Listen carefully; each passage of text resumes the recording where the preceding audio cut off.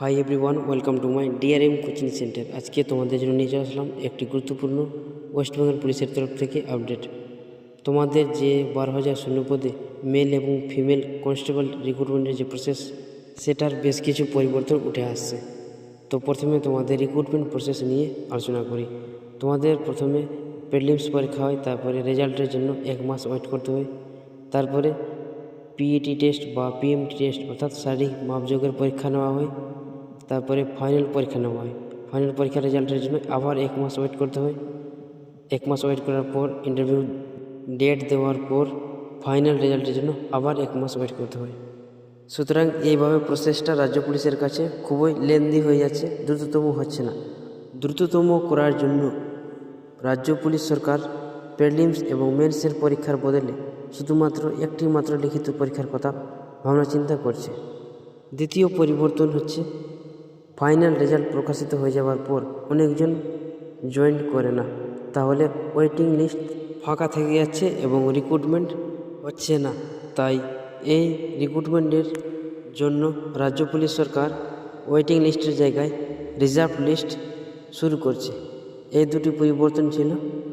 তো এই দুটি আপডেট ডিটেলস নিয়ে আলোচনা করব এই ভিডিওর মাধ্যমে। সুতরাং একটি গুরুত্বপূর্ণ ভিডিও শুরু থেকে শেষ অবধি দেখতে থাকো এবং নতুন দর্শক হয়ে থাকলে সাবস্ক্রাইব করে দাও। তো বন্ধুরা, একটি গুরুত্বপূর্ণ আর্টিকেল অন স্ক্রিন দেখতে পাচ্ছ।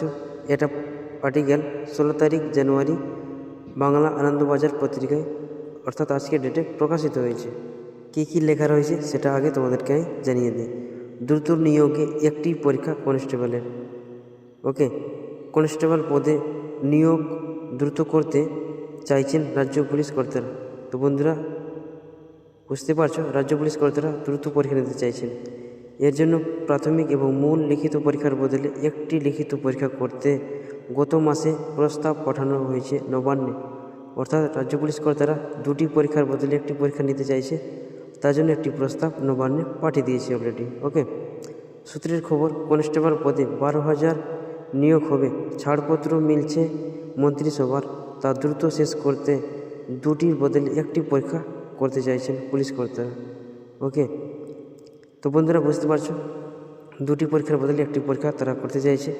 নবান্ন সূত্রের খবর, বর্তমানে কনস্টেবল নিয়োগে প্রথমে প্রাথমিক লিখিত পরীক্ষা হয়, তারপর শারীরিক মাপযোগ এবং দক্ষতার পরীক্ষায় উত্তীর্ণ হলে মূল লিখিত পরীক্ষা, তাতে পাস করলে মৌখিক পরীক্ষা। এক সরকারি কর্তা জানান, পুরো প্রক্রিয়া প্রশিক্ষণ পর্ব শেষ করতে 6 মাসের বেশি সময় লাগছে। এই সময় কাটাতে একটি লিখিত পরীক্ষার প্রস্তাব।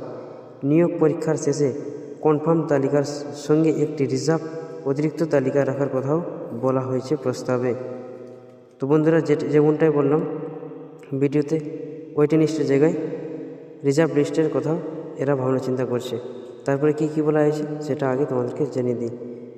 বছর প্রায় 8,500 কনস্টেবল নিয়োগ হয়েছিল রাজ্য পুলিশে।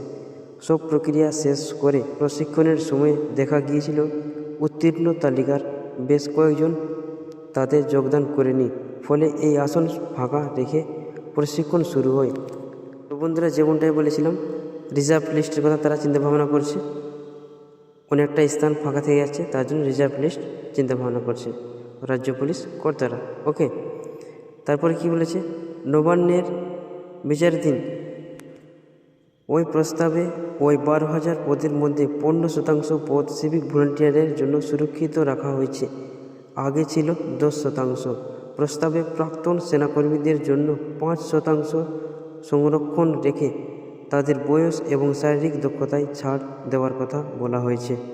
ওকে, তো বন্ধুরা, এই আনন্দবাজার পত্রিকা থেকে তোমরা বুঝতেই পারছো, তোমাদের দুটো প্রাথমিক অর্থাৎ প্রিলিমস এবং মেন্স পরীক্ষার বদলে একটি মাত্র লিখিত পরীক্ষা হচ্ছে, যেটার প্রস্তাব নবান্নে রাজ্য পুলিশ কর্তারা অলরেডি পাঠিয়ে দিয়েছে।